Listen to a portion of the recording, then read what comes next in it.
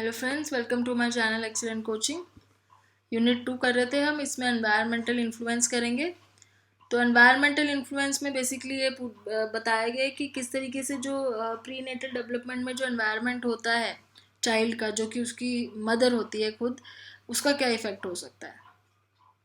तो यहाँ पे वो जाइगोट होता है जो डिवीजन, सेल डिवीजन के थ्रू एक इन्फेंट में तैयार होता है, जिसको माइटोसिस बोलते हैं। उस प्रोसेस को, जो सेल डिवीजन प्रोसेस होता है, उसको माइटोसिस बोलते हैं। तो यहाँ पे जो मदर जो भी खाती है उस टाइम पे, उसकी बॉडी जो भी उसे न्यूट्रिशन प्रोवाइड कर रही है, वो ही एक तरीके से इसका एनवायरनमेंट होता है फीटस का। तो मदर की जो डिसीजेज है उससे बहुत ज़्यादा इफेक्ट पड़ सकता है। Mother's disease the main cause of fetal death. ठीक है, तो कैसे डिसीज, जैसे जर्मन मीजल्स हो गया, रुबेला हो गया, इस टाइप के डिसीज हैं जो कि बच्चे को ट्रांसफ़र हो सकते हैं। Diseases that affect the mother also affect the child and दस अफेक्ट्स एडवर्सली द डेवलपमेंट। तो वही है, सीधी सीधी बात है कि जो मदर को डिसीज अफेक्ट करेगा वो चाइल्ड को भी करेगा। रुबेला का नाम बार बार आ रहा है, तो ये बहुत इंपॉर्टेंट है, आप इसको ज़रूर मेंशन करना जब भी आप इन्फ्लुएंसेस लिखोगे एनवायरमेंटल। क्योंकि रुबेला वायरस क्या है, प्लेसेंटा को क्रॉस करते हुए चाइल्ड तक पहुंच जाता है, और उस केस में जो चाइल्ड है उसका स्टिल बर्थ, यानी कि एक डेड चाइल्ड का बर्थ हो सकता है, डेफनेस हो सकती है, प्री मेच्योरिटी, मिसकैरेज, पेनक्रियाज में, हार्ट में, लीवर में, मतलब बहुत ज़्यादा सीरियस डिफेक्ट्स, मेंटल रिटार्डेशन भी हो सकता है। मम, पोलियो और इन्फ्लुएंजा और भी वायरस वाले डिसीज़ हैं जिनका इस तरीके से टेराटोजेनिक इफेक्ट्स हो सकते हैं। तो ये जो जितने भी वायरस वाले डिसीज़ हैं ये बहुत डेंजरस हैं, चाहे रुबेला हो, चाहे मम्स हो, पोलियो हो, इन्फ्लुएंजा हो। Diabetic mother is likely to give birth to infants with congenital malformation as non-diabetic mother, and their infant often will have respiratory difficulties soon after birth. तो diabetic mother में क्या होता है कि बच्चे को मेलफॉर्मेशंस हो सकती हैं और रेस्पिरेटरी प्रॉब्लम्स हो सकती हैं। जिन मदर्स को ब्लड पॉइजनिंग है प्रेगनेंसी के टाइम पे, हो सकता है कि उनके प्री मेच्योर बेबी बर्थ हो जाए। तो but in case this blood poisoning is incurable, this may affect the mother and the child both. फिर ड्रग्स एंड केमिकल्स पे आते हैं कि अगर मदर उस टाइम पे अल्कोहल लेती है या कोई ऐसे मेडिसिन ले लेती है एस्पिरिन टाइप का, या कोई ड्रग ले लेती है, हीरोइन हो गया, या इंसुलिन के लार्ज डोजेस ले लेती है, टबैको लेती है अगर, तो ये ऐसे ड्रग्स हैं जो प्री नेटल पीरियड डेवलपमेंट में बहुत ज़्यादा, जिसकी वजह से डैमेज हो सकता है। ड्रग्स कॉज स्टंटिंग और complete absence of arms, legs and fingers. तो इस तरीके से अगर ड्रग्स ओवरडोज हो जाए तो, या गलत ड्रग्स ले लिए भी जाए, तो हो सकता है कि बच्चे के arms, legs, finger totally missing हो। एबनॉर्मेलिटी ऑफ इंटरनल ऑर्गन्स में ऑल्सो अकर, इंटरनल ऑर्गन्स में भी प्रॉब्लम हो सकती है, ज़रूरी नहीं है कि एक्सटर्नल ऑर्गन्स में ही हो। एक रिसर्च है यहाँ पे, एबल, स्टेचलर और हॉल्टन ने की थी। उन्होंने ये देखा था कि greater consumption of alcohol is known to harm the developing embryo and foetus, having an occasional drink may not be harmful to the mother और फीटस। तो वो ये कह रहे हैं कि ओकेजनली जो अल्कोहल लेते हैं उससे इतना नहीं हुआ, लेकिन अगर ज़्यादा कंजम्पशन कर लो अल्कोहल की तो मदर फीटस दोनों को ही हार्मफुल हो सकता है। During pregnancy time, more than 3 times consumption of drink per day would lead to children showing permanent growth retardation। तो ये लिखा हुआ है इन्होंने प्रॉपर कि 3 बार से ज़्यादा अगर आप ड्रिंक पर डे लेते हैं प्रेगनेंसी पे, तो ग्रोथ रिटार्डेशन हो सकती है, brain cell abnormality, eyes, ears, facial disfigurement, ये सारी प्रॉब्लम्स बच्चे में हो सकती है। मेंटल रिटार्डेशन, मतलब बहुत सीरियस प्रॉब्लम्स हैं। तो जैसे मदर्स होती हैं जिनको बहुत ज़्यादा एडिक्शन होती है अल्कोहल की, तो उनके बच्चों को ये सीरियस प्रॉब्लम्स हो सकती हैं। सिगरेट का भी दिया हुआ है। It is now noted that cigarette smoking had a high risk of delivering pre maturely. तो जो सिगरेट स्मोक करते हैं उनके बच्चे प्री मैच्योरली डिलीवर हो जाते हैं, लो उनका बर्थ वेट होता है, बाद में भी इनको ग्रोथ की और कॉग्निटिव डेफिशिएंसीज की प्रॉब्लम होती है बच्चों को। रेडिएशन का क्या इफेक्ट होता है, डैमेज करता है फीटस को। तो larger doses of therapeutic radiation may be injurious to the foetus and sometimes cause spontaneous abortion. There really seem to be no completely safe level of radiation. तो radiation में ऐसा कुछ नहीं दिया हुआ है कि कोई पर्टिकुलर इतना लेवल का रेडिएशन होगा तो सेफ होगा। तो रेडिएशन कितने भी लेवल का हो वो बच्चे के लिए ठीक नहीं है।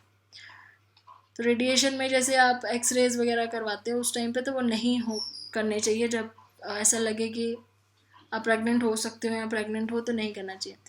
अबॉर्शन में termination of pregnancy could be due to natural causes और प्रेगनेंसी में बी टर्मिनेटेड मेडिकली। तो या तो नेचुरल कॉज की वजह से हो सकता है अबॉर्शन, या फिर अगर आप मेडिकली अबॉर्ट करो तो उसको हम टर्मिनेटेड मेडिकली बोला जाता है। और in India parents of the family who do not want a baby girl come to know of child sex and they may request the doctor to carry out abortion। तो abortion यहाँ पे किस लिए होता है इंडिया में mostly, अगर girl baby girl है तो ये एक लाइसेंस्ड फिजिशियन ही कर सकता है हॉस्पिटल में, और इसका एक पर्टिकुलर नंबर ऑफ वीक्स होता है, उससे पहले ही करना सेफ रहता है। उसके बाद अगर जब बेबी थोड़ा कुछ वीक्स के बाद ज़्यादा डेवलपमेंट हो जाती है तो अबॉर्शन बहुत ज़्यादा रिस्की हो जाता है। With modern antiseptic and surgical technique, abortion in the early months of pregnancy is safer than childbirth. The opposition to abortion is based on moral, religious, not medical grounds। तो abortion इसमें बोलेंगे कि medically तो अब safe हो गया है करना, कुछ हफ्ते पहले अगर आप करवा लो, लेकिन मॉरली और रिलीजियसली अच्छा नहीं माना जाता। एज ऑफ द मदर का क्या इफेक्ट पड़ता है, तो जैसे जैसे मदर की एज बढ़ती जाती है, जैसे 35 के बाद जो मदर का जो एक्सेल होता है वो बहुत ज़्यादा ओवर मैच्योर हो गया होता है, तो वो इतना ज़्यादा वो नहीं रहता है उसमें, मतलब कि इतना प्रोडक्टिव नहीं होता है। एजिंग से क्या होता है कि केमिकल्स का, ड्रग्स का और भी चीज़ों का ज़्यादा इफेक्ट पड़ता है बच्चे पे। और अगर वुमेन 18 साल से छोटी है तो भी उसका रिप्रोडक्टिव सिस्टम पूरा डेवलप नहीं हुआ होता है, तो या तो बहुत छोटा 18 से बिलो है या 35 से ऊपर है, दोनों ही केस में जो है प्रेगनेंसी जो है बहुत रिस्की हो जाती है। न्यूट्रिशन और डाइट ऑफ मदर का भी बहुत इफेक्ट पड़ता है, क्योंकि उस टाइम पे जो भी मदर ले रही है वो सारा बच्चे की तरफ ही जा रहा है। तो एक प्रॉपर डाइट मदर को लेनी ज़रूरी है, जिसमें protein, fat, carbohydrate, minerals, vitamins, minerals के अंदर आयरन, जिंक, बहुत सारे इंपॉर्टेंट मिनरल्स है जो बच्चे को खाने होते हैं उस टाइम पे। तो लो बर्थ वेट ना हो, स्टिल बर्थ ना हो, ग्रोथ रिटार्डेशन ना हो, पुअर मेंटल फंक्शनिंग ना हो, इन सब चीज़ों के लिए डाइट प्रॉपर बहुत ज़रूरी है।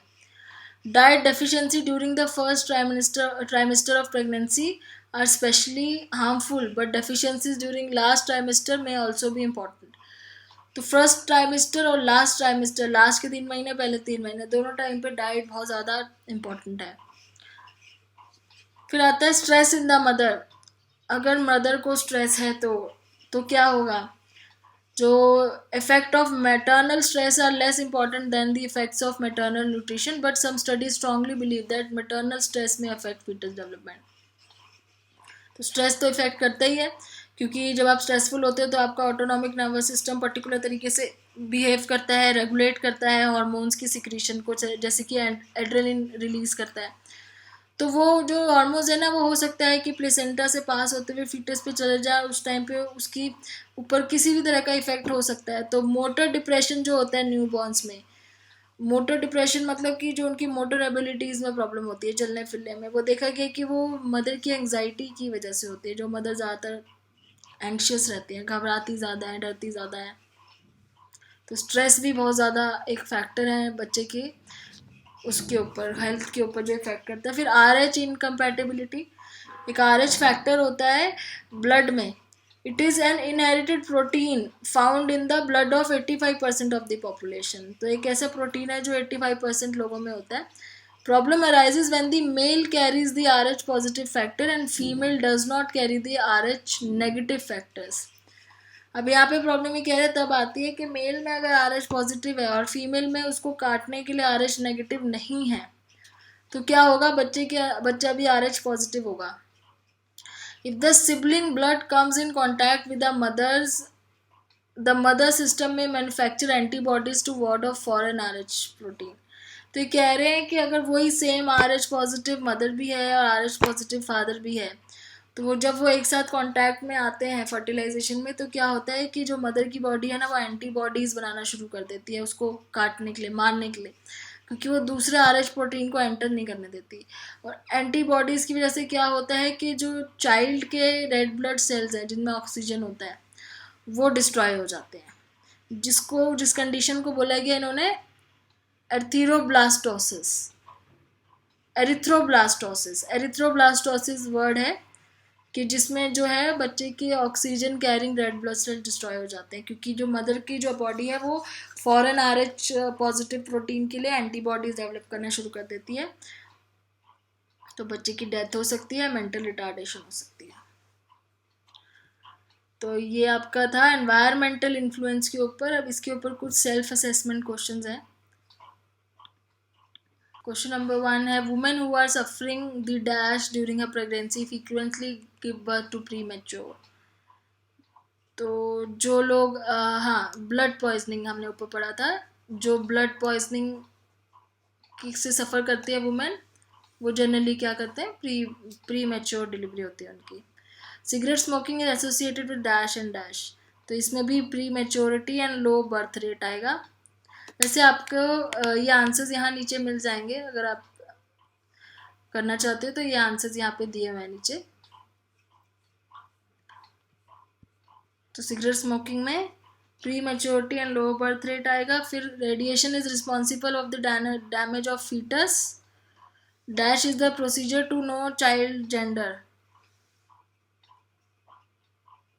to know the child, dash is the procedure to know the child gender।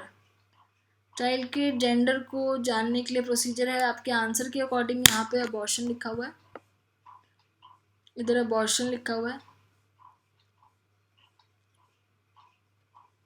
The mother is the only source of dash for the unborn child, तो यहाँ न्यूट्रिशन लिखा है, तो बिल्कुल ठीक लिखा है कि मदर ही एक सिंगल सोर्स है बच्चे के लिए न्यूट्रिशन जो प्रोवाइड करती है अनबॉर्न चाइल्ड के।